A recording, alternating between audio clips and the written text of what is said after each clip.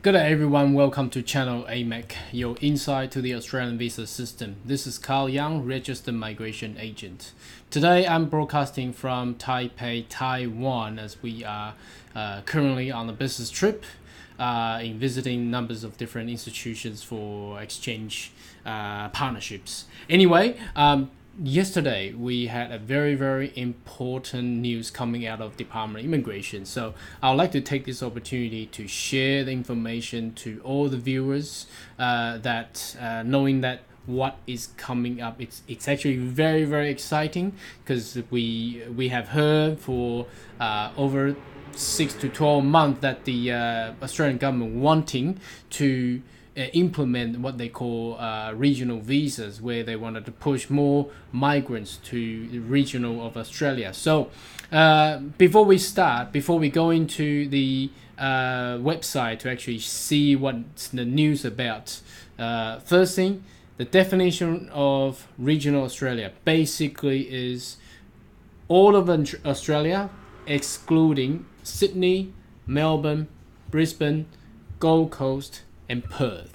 So meaning that places like Sunshine Coast, Toowoomba, Townsville, Cairns, Adelaide, Tasmania, Darwin, that's all counted as regional. So that's the first thing that you are required to know. Now, once we know where regional area is, let's flip into the actual information that's been published on the Department of Immigration's website. Okay, now let's have a look. Now, this is the news published from Migration Institute of Australia. So I would like to take opportunity to show everybody what's the planned numbers of migration quota for 2019 and 2020. So we can see that in total number, there is not much of change, so it stays with 160,000. But the big change here that we can see is the skill independent. So that's the subclass 189 visas, where they have dramatic drop, almost cutting half. I think that's half. Yes, that's half, from 39,000 down to about 18,652. Now that's very important. That means if you wanted to utilize 189 skill independent visa to get your permanent residency, it's going to be very hard in the future. So at the moment, you can see people like accountants, graduate accountants, you require to reach EOI points or scores about 75 to 80 points. Now in the future, that is going to be much harder. Now, so what have they done here? You can see the subclass 190 with the state and territory nominated. It's not much of change.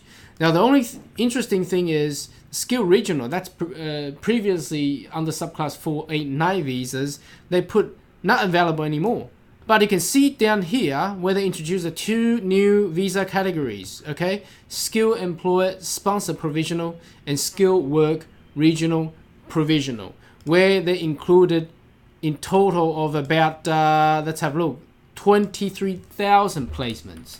Very interesting. Now, what are these visas all about? That's what I'm looking to jump into the next page, where the immigration website publicized late yesterday. Now, yesterday was the 25th of March. So let's have a look. The new regional visas, as I said previously, is skill employer sponsor regional. So that's for people who are sponsored by employer in regional Australia. So the regional Australia doesn't have to be Darwin, it can include regional Queensland. It's everywhere, excluding again Sydney, Melbourne, Brisbane, Gold Coast, and Perth. Okay. Now, skilled work regional provisional visa for people who are nominated by state or territory government or sponsored by eligible family members. So eligible family members are people who have lived and worked in regional area already, and they are permanent resident or citizen of Australia. Now, these visas will allow them to have a period up to 5 years, and it does have a pathway to permanent residency. So what does that mean? When can they transfer? Now, here's the key. They will commencement for the permanent residency pathway on the November 2022. So these two new provisional visas starts November this year, 2019. Now, if you are lucky to get that straight away in November, which they have a prioritized processing time, you'll be eligible to transfer into a permanent residency 3 years later. Meaning that once you get this visa, 3 years later, you'll be able to change into a permanent resident, provided you meet all the criteria and requirements. Okay, so that's a very, very exciting news here. Now, there's also extra options for international graduate for regional institutions. So if you have you studied in regional Australia, and generally you get a post-grad working visa under subclass 485.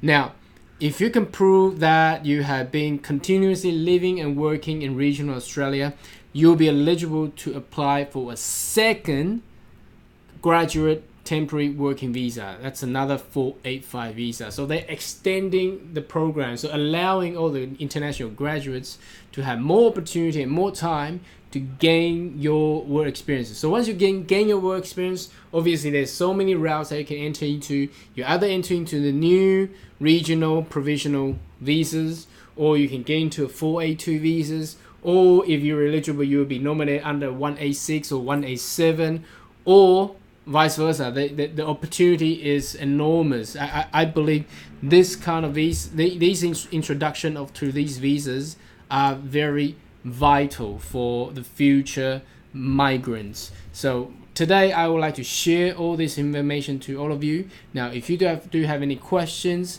leave in a comment below and give us a thumbs up, and also subscribe to our channel. So once I got next updates, keep my channel on your list. You'll be able to get all the insights of Australian visas. Thank you. Goodbye.